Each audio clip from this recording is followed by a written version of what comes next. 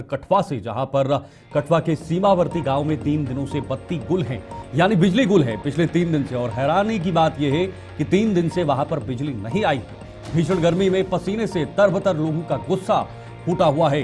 कठवा में border road जाम कर जोरदार प्रदर्शन भी लोगों की तरफ से वहां पर किया गया है। और शनिवार को आंधी तूफान में बिजली ढांचा ध्वस्त हुआ था, बिजली के पोल गिरे थे, बिजली की जो तारें होती हैं उनमें डैमेज हुआ था। लेकिन हैरानी की बात यह है कि 3 दिन के बाद भी वहां पर बिजली उन लोगों को नहीं मिली है। एक तरफ आधुनिक भारत और आधुनिक भारत को लेकर बातचीत हो रही है, तो दूसरी तरफ बॉर्डर के इलाके हैं जहां पर 3 दिन से बत्ती गुल नजर आ रही है। इसी को लेकर आम लोगों ने ये जोरदार प्रदर्शन किया है। भीषण गर्मी में पसीने से लोगों का जो गुस्सा है वो फूटा हुआ है, क्योंकि गर्मी एक तरफ बहुत ज्यादा बढ़ रही है, तापमान जो है वो ऊपर की तरफ जा रहा है, पारा हाई है, और दूसरी तरफ बिजली विभाग की जो कमजोरियां हैं, जो लूप होल्स हैं, वो निकलकर सामने आ रहे हैं, जो सवाल खड़े कर रहे हैं। 3 दिन से बिजली ना आना, क्योंकि गर्मी ज्यादा है, तो गर्मी से बचने का उपाय भी एकमात्र बिजली होता है। और वो सुविधाएं आम लोगों को ना मिलना, उससे लोगों में जबरदस्त गुस्सा देखने को मिल रहा है। एक जोरदार प्रदर्शन बॉर्डर रोड पर किया है, बॉर्डर रोड को जाम किया है। हैरानी की बात होती है जब इस तरह के मामले सामने आते हैं, खासतौर पर भारत के कुछ ऐसे इलाकों में। एक समय था जब काफी दिनों तक बिजली चली जाती थी, लेकिन आज भी ये मामले जो है वो सामने आ रहे। रंजीव मेहता कठवा से हमारे संवाददाता हमारे से जुड़े हुए हैं। रंजीव, बहुत ही हैरान करने वाला मामला है, और 3 दिन से बिजली वहां पर नहीं है बॉर्डर के इलाकों में। जाहिर सी बात है, तेज हवा, आंधी तूफान चला था, ठीक है, उससे नुकसान होता है, वो एक व्यक्ति के हाथ में नहीं है। लेकिन 3 दिन होने के बाद भी जो बिजली की सप्लाई है वो वहां तक नहीं पहुंचाई गई है। क्या कमी है और लोग किस तरह से वहां पर अभी सफर कर रहे हैं? मैं बताऊं कि 2 दिन पहले जो देर शाम को जो आंधी तूफान आया था, इसकी वजह से इससे कठुआ जिले में भी काफी नुकसान हुआ। ज्यादा नुकसान जो है वो बिजली ढांचे का हुआ। काफी जगह पर जो पेड़ है वो बिजली की तारों पर गिर गए, कई ट्रांसफार्मर ध्वस्त हो गए, और कई खंबे, सैकड़ों की इस तादाद में जो खंबे हैं वो भी टूट चुके हैं, जिसके चलते लोगों को काफी दिक्कतों का सामना करना पड़ रहा था।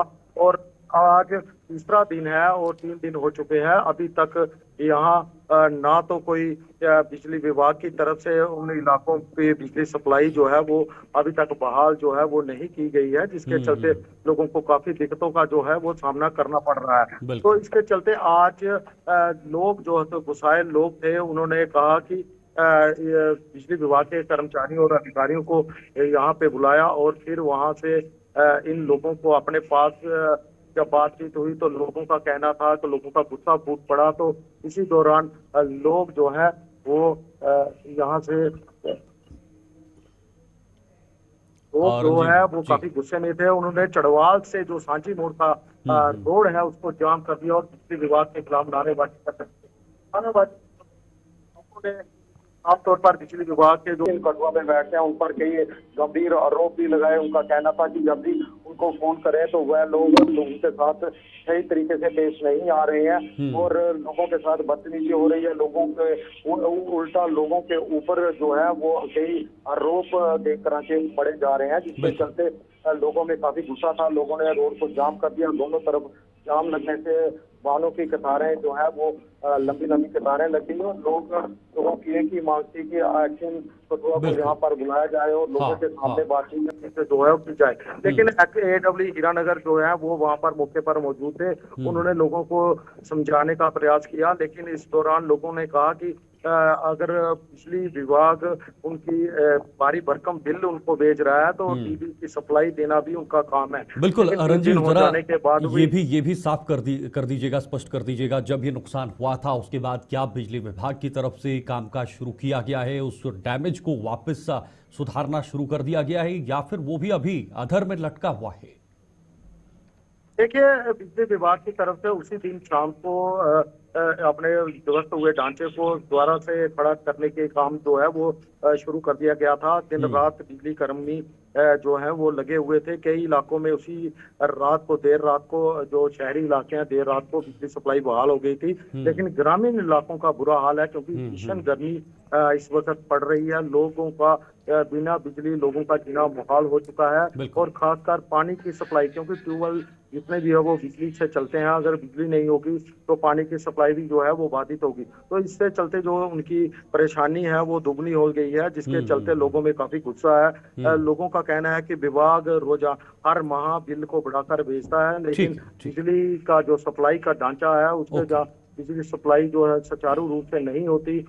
जितना बिजली लोगों को दी जाती है उस हिसाब से तो बिल लेना बनता नहीं है। लेकिन ग्रामीण इलाका है, क्योंकि इस ठीक है, वक्त ठीक है। किसान बहुत का ये खेत- रंजीव बहुत बड़ी समस्या है। सर्दियों के समय में पहाड़ी इलाकों के लोगों को समस्या होती है और गर्मियों में जो मैदानी इलाके हैं उनको भी बड़ी दिक्कत होती है।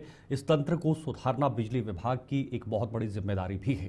फिलहाल आपको सीधे लिए चलते, इस वक्त भगवंत मान पंजाब के मुख्यमंत्री अपना संबोधन मोहाली में कर रहे हैं। क्या कुछ कह रहे हैं, आइए आपको सुनाते हैं।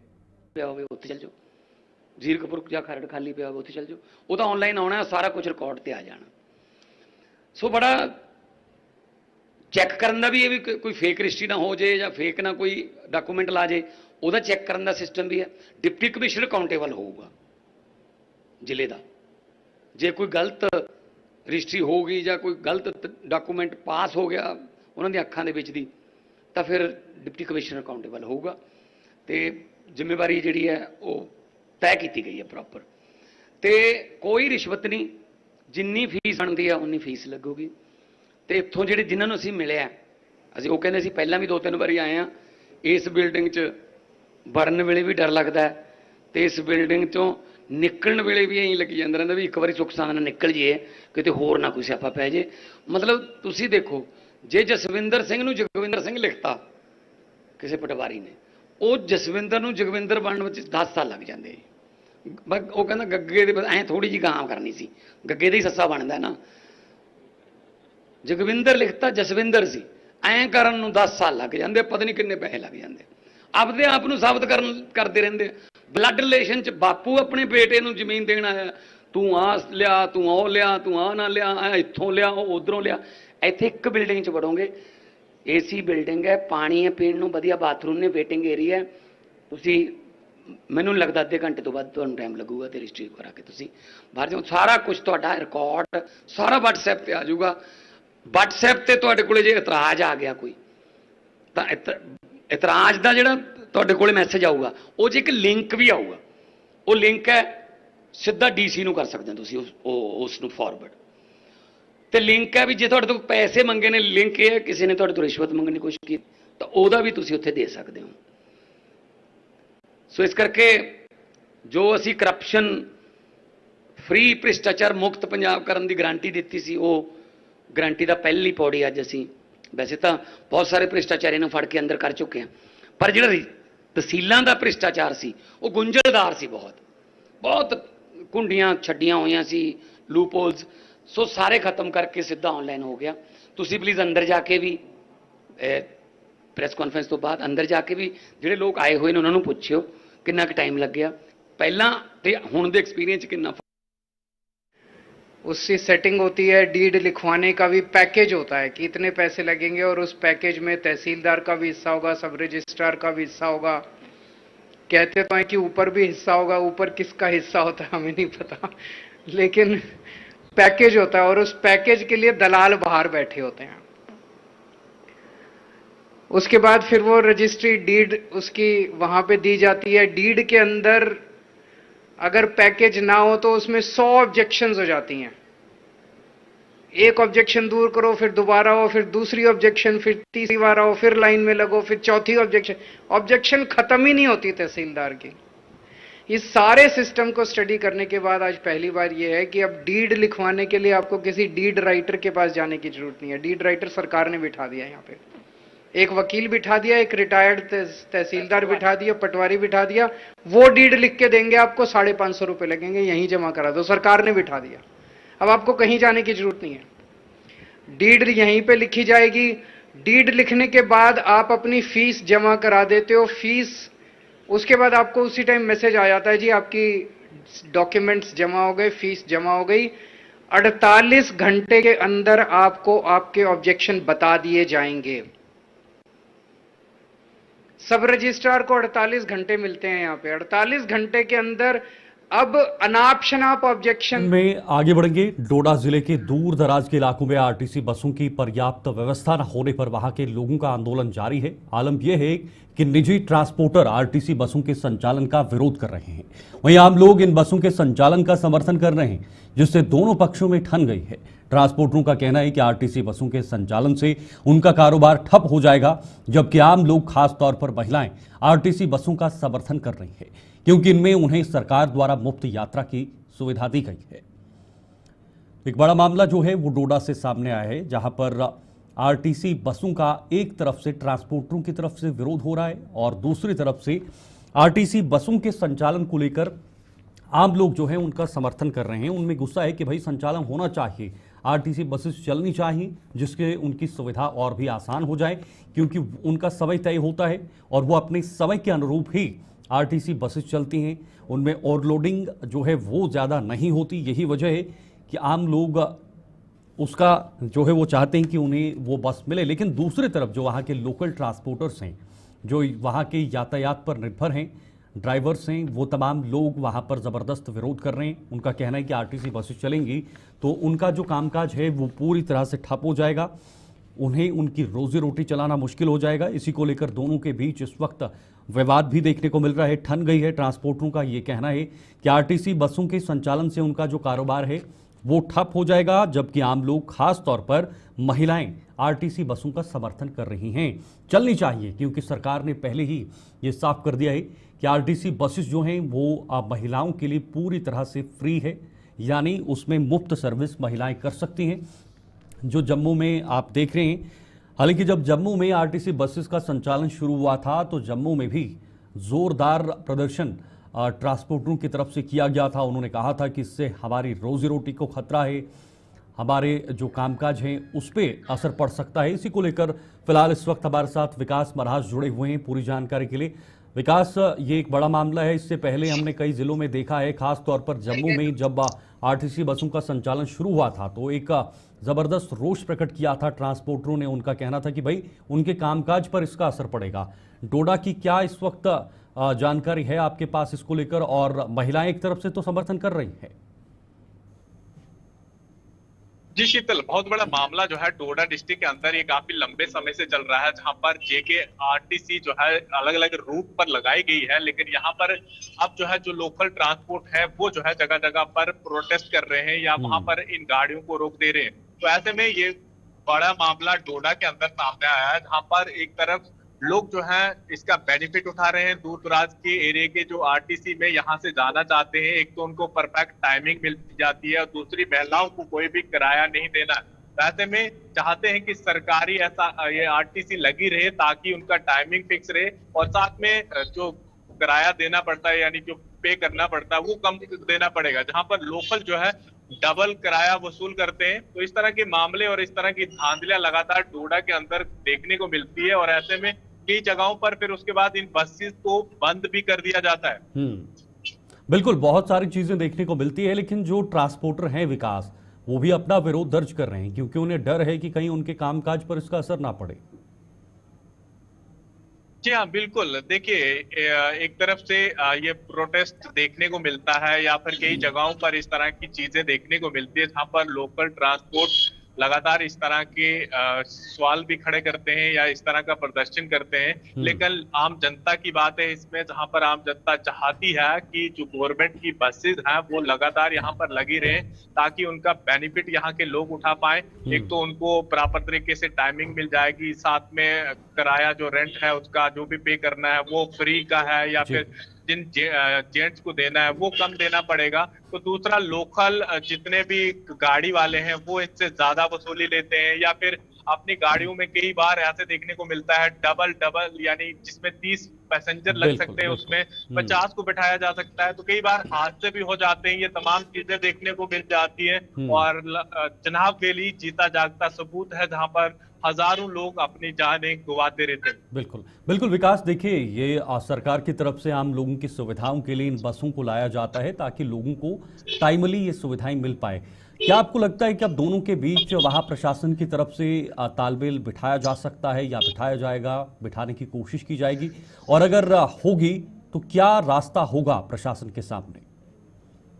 देखिए कई बार मनमानी जो है लगातार यहाँ के लोकल ट्रांसपोर्ट की देखने को मिलती है कि वो अपनी मनमानी या गुंडागर्दी साफ तौर पर दिखाते हैं, जहां पर वो चाहते हैं कि हम ज्यादा किराया लें या फिर इस तरह से लोगों को वहां पर सर्विस दें।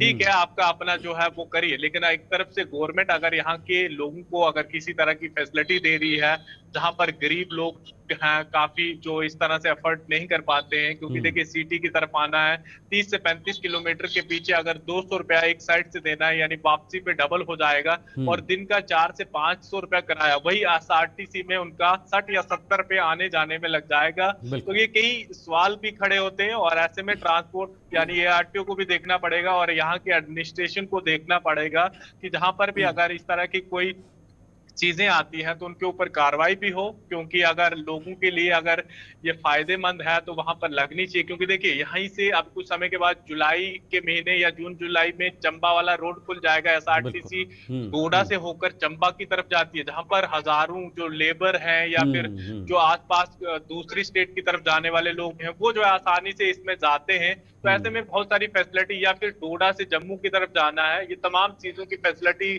RTC में मिल जाती है, लेकिन लोकल भी मिलता है। लेकिन कई बड़े सवाल यहाँ पर ये होते हैं कि जहां पर ज्यादा पैसेंजर बिठाए जाते हैं या फिर इस तरह के हादसे होते हैं या फिर इस तरह की मनमानी या गुंडागर्दी देखने को मिलती है सड़कों के बीच में। लेकिन अगर ट्रैफिक पुलिस की निगरानी रहे, ट्रैफिक नियमों का पालन कराया जाए, क्योंकि ये जो ट्रांसपोर्टर्स हैं विकास, इन्हें भी अपनी रोजी रोटी चलानी है, ये भी इसी पर निर्भर रहते हैं, तो क्या एक बैलेंसिंग तरीके से इनका संचालन किया जा सकता है? क्योंकि इनका भी इसी पर निर्भरता है, तो उनको ट्रैफिक नियमों का पालन करवाया जाए, उनको कितना किराया कहाँ से कहाँ तक लेना है, वो तमाम चीज़ें होकर क्या उनको भी नॉर्मल तरीके से चलाया जा सकता है? इसका इस तरह का कोई प्लान हो सकता है? देखिए हाँ बिल्कुल हो सकता है, क्योंकि लोकल जितने भी रूट है वहां पर ट्रैफिक विभाग के अलग अलग लोगों को लगा के रखा हुआ है, और इस तरह से जहां पर भी अगर कोई इस तरह की ट्रैफिक की वायलेशन करता है उनके ऊपर बड़ी कार्रवाई भी की जा सकती है। लेकिन ये कुछ दिनों के लिए देखा जाता है और उसके बाद दोबारा से ये तमाम चीजें वहां पर देखने को मिलती है। ठीक है, वहां के अगर लोकल को कोई प्रॉब्लम हो रही है या इस तरह की कोई दिक्कत हो रही है तो यहाँ पर एडमिनिस्ट्रेशन को सोचना चाहिए और इसके ऊपर प्रॉपर तरीके से एक रूट या फिर एक टाइमिंग इन लोगों को दे देनी चाहिए कि इस टाइमिंग पर आपको जाना है या आना है, या फिर इस तरह से स्ट्रिक्ट एक्शन यहाँ की ट्रैफिक विभाग को लेना है। ठीक है विकास, चलिए बहुत बहुत शुक्रिया आपका विकास से जानकारी के लिए। फिलहाल दोनों के बीच टसमटस भरी हुई है और इस टसमटस को वहां पर खत्म करने के लिए फिलहाल कौन बीच में आएगा और कैसे लोगों को फिर से सुविधाएं दी जाएगी, ये देखना होगा। हाल ही में पाकिस्तानी गोलीबारी में जान गंवाने वाले पुंछ के लोगों को भावभीनी श्रद्धांजलि दी गई है। पीर पंचाल युवा मंच द्वारा ने एक शोक सभा का आयोजन कर मृतकों को नमन किया है। शोक सभा में पुंछ के हर वर्ग के लोग शामिल हुए जिन्होंने पाकिस्तान की जमकर फजीहत की है और साथ ही साथ केंद्र सरकार से मृतकों को शहीदों का दर्जा देने और नए बंकरों का निर्माण करने की मांग की है।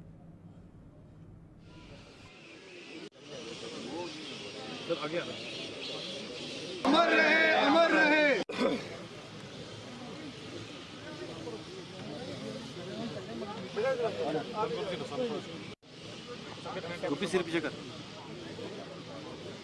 इसके अलावा और कोई जगह जहां पर लोग डेली जाते हैं, एटलीस्ट मेमोरियल होना चाहिए। पॉलिटिकल पार्टीज आएंगी, अपना अपना एजेंडा रखते हैं, बीच में नहीं पड़ना है। 2 लाख लगे ऊपर से के क्यों नहीं उन बंकरों के बीच में लोग, क्योंकि वो रहने के लायक या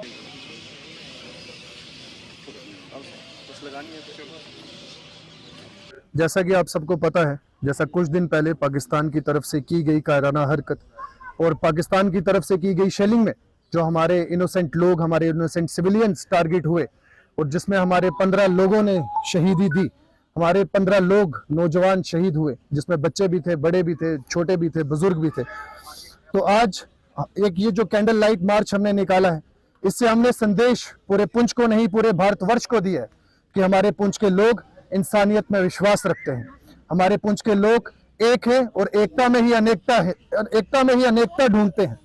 और आज इस कैंडल लाइट मार्च के थ्रू हम चाहते हैं कि जितने भी हमारे लोग शहीद हुए उन सबकी आत्मा को शांति दे, जिन्होंने हंसते हंसते हमारे देश पे प्राण न्यौछावर कर दिए। तो ये जो कैंडल मार्च है, इसके तहत आपने कोई और भी डिमांड जो है रखी है गवर्नमेंट के आगे? जी, पुंछ के लिए। जी, पुंछ के लिए जो बहुत ज्यादा जरूरी कुछ डिमांडें थी, जैसे कि हमारे लिए सेफ्टी बंकर्स। जब आपको पता है जब दो तलवारें लड़ती हैं तो सबसे ज्यादा नुकसान उसकी धार को होता है, और जो हम बॉर्डर लाइन के लोग हैं, जो हम LOC के लोग हैं, हम उन तलवारों की धार हैं, तो सबसे ज्यादा अफेक्ट भी हम पे ही होता है। तो अगली बार जब भी सरकार कोई भी ऐसा स्टेप उठाए, चाहे वो टेररिस्ट कैंप उड़ाने हो, चाहे वो वॉर के अंदर घुसना हो, चाहे कोई भी सिनेरियो हो, जब भी कुछ भी सरकार पहले इनिशिएट करे तो उससे पहले लोगों को आगाह करे ना करे, बट सबसे पहले हम लोगों की सेफ्टी जरूर देखे। उसके लिए हमारे लोकल लोग साथ खड़े हैं, सरकार के साथ खड़े हैं, बट उसके लिए सबसे पहले ये चीज जरूर होना जरूरी है कि हमारे लोकल लोगों के पास बंकर्स हो, कम्युनिटी बंकर्स हो, मोहल्ले में बंकर्स हो। एक विक्टिम का दर्जा ना देते हुए इनको शहीद का दर्जा दिया जाए, और यहाँ पर इन्हीं के नाम पे हर साल 7 तारीख को इनको एक वॉर जो है मेमोरियल डे जो है यहाँ पे घोषित किया जाए। उनके लिए कुछ एक पार्क या कोई भी अच्छी जो एक लोकेशन चूज़ की जाए जहाँ पर हम इनका दिवस मनाया जाए। मेरी यही, अभी भी जो आप देखेंगे पुंछ के लोगों में अभी भी कहीं ना कहीं मेंटल ट्रॉमा से अभी गुजर रहे हैं। अभी भी लोगों में एक दहशत का, खौफ का एक माहौल है। अभी भी लोग परेशान होते हैं कि पता नहीं आज नहीं तो कल क्या हो जाएगा। तो हमें कोशिश है कि हम पुंछ के सभी लोग एकजुट रहें, मिलकर रहें, साथ रहें। हो सकता है ये सिचुएशन हमें फिर कभी अचानक से फिर कभी फेस करनी पड़ जाए। बात रही सेफ्टी के बंकर्स की, ये बात इन्होंने बहुत सही की कि हमें यहाँ पे सेफ्टी के बंकर्स पे गवर्नमेंट को ध्यान देना चाहिए, क्योंकि जैसे बताया कि पहले भी यहाँ पर बंकर्स हैं लेकिन उनकी हालात जो अच्छी नहीं है। तो हमारी यही रिक्वेस्ट है कि गवर्नमेंट से कि वो आएँ, अपने मिनिस्टर्स को जो भी सर्वे की जो उनकी टीम होती है वो आए, यहाँ पर हालात देखें और उसी के हिसाब से सेफ्टी बंकर्स वगैरह प्रोवाइड किए जाएँ, ताकि हम एटलीस्ट वॉर के लिए प्रिपेयर रहें और अपनी सेफ्टी का ध्यान रखें, और हमें भगवान ना करे कि हमें शायद पुंछ छोड़कर जाना भी पड़े।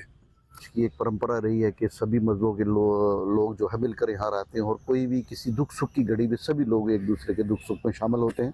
और पैगाम यही रहेगा कि देखिए कि इतनी शेलिंग हुई है, और पुंछ के लोगों की ये डिमांड नहीं रही कि अगर इस तरह का वापस कोई इंसिडेंस होता है तो हमें सेफर प्लेसेस में शिफ्ट करो, बल्कि डिमांड यही रही है कि हमें यही बैंकर बना के दिए जाए कि आगे से, क्योंकि हमारा जो पड़ोसी मुल्क है उसकी नीयत पे हमें कोई भरोसा नहीं है। तो इस तरह की जो हादसे हैं इसके लिए पुंछवासी हमेशा पहले भी तैयार थे, आगे भी तैयार रहेंगे, और डिमांड यही रही कि हमें यही बैंकर बना दिए जाएँ ताकि हम इस मुश्किल की घड़ी में हम उन बैंकरों में रहें। और जो इस बार जो हमारा नुकसान हुआ है, जो हमारे सिविलियन इतने शहीद हुए हैं, ताकि इस तरह के हादसे आगे ना हो।